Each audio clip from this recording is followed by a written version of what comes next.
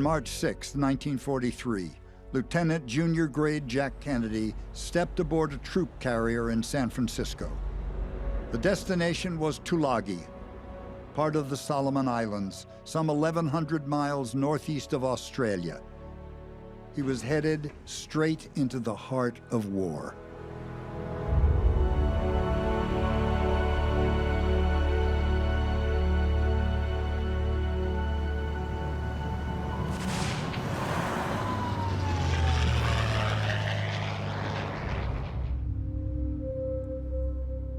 On August 1st, 15 PT boats, including Jack's PT-109, set off toward the Blackett Strait at 6:30 p.m.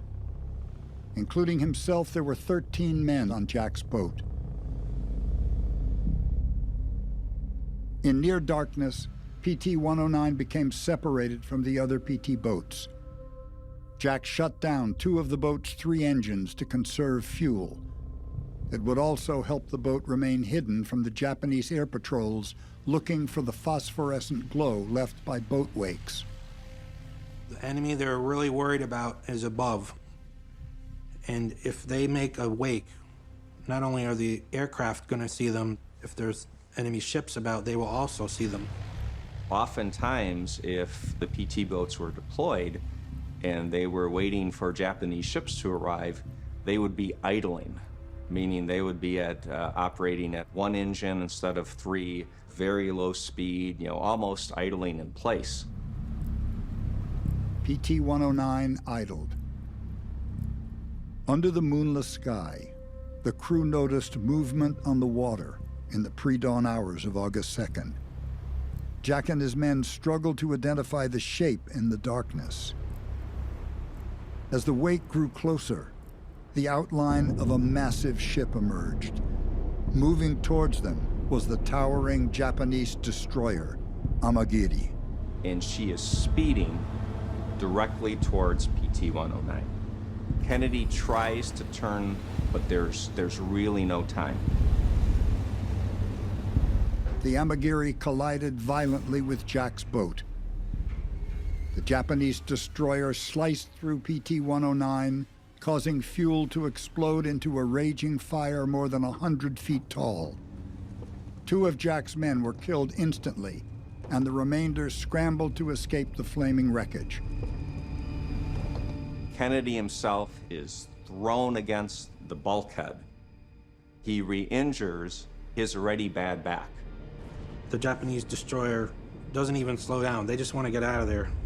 So they just power right through and keep going. And the gasoline spreads out over the ocean and it's on fire. Amidst the chaos, Jack dove into the dark waters to save badly burned sailor Patrick McMahon. That guy was just a common sailor, that he saved his life.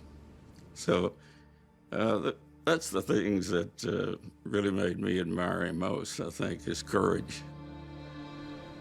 Paddling in cold water for hours, Jack ordered his most severely injured crewmen to cling to a small plank that had splintered from the boat. Some of them had swallowed gasoline, some of them were burned, some of them had been crushed against the boat. But McMahon was the worst off. He had been severely burned.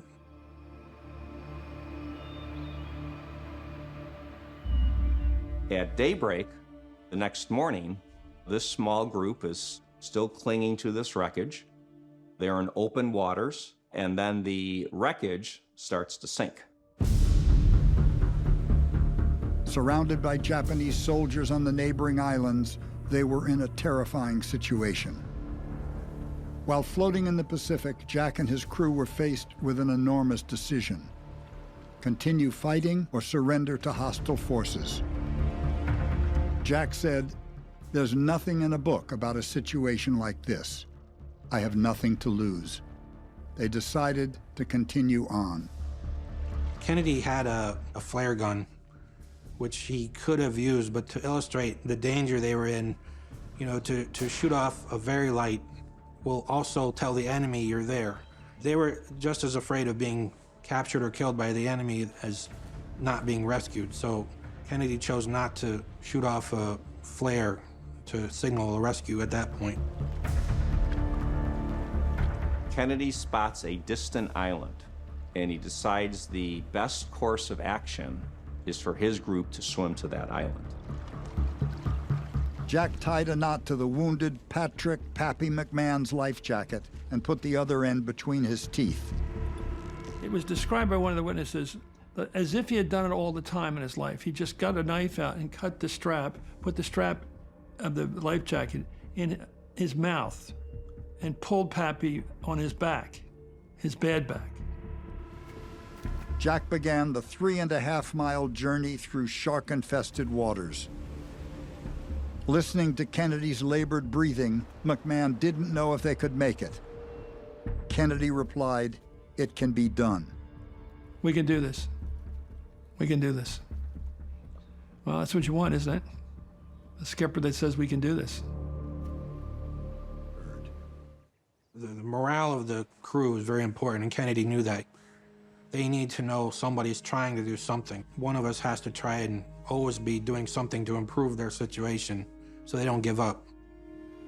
The next day, Jack brought a new measure of hope to his injured and starving crew when he found a nearby island with old Japanese provisions, including crackers and a supply of fresh water.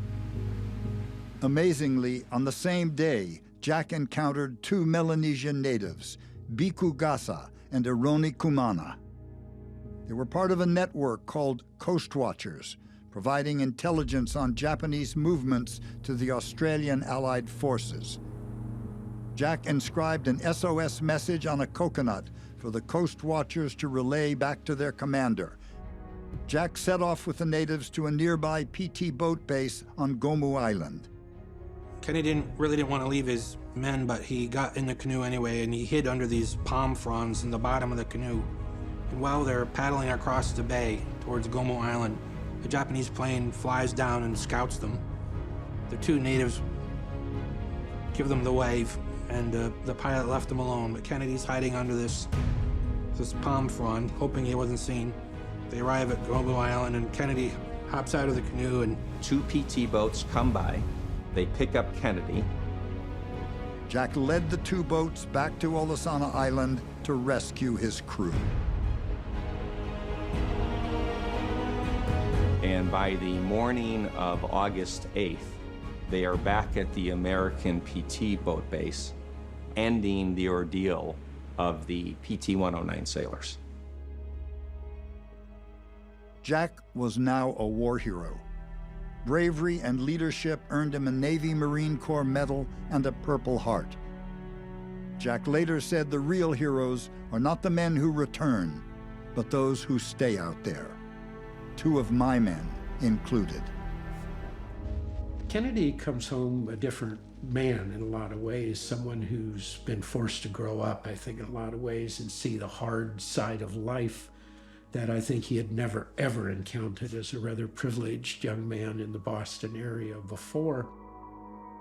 I think that in many ways World War II was maturing, for a whole generation, of course, but for John in particular, I think he came back with a sense of responsibility. Jack's time in the war would impact how he would lead the rest of his life.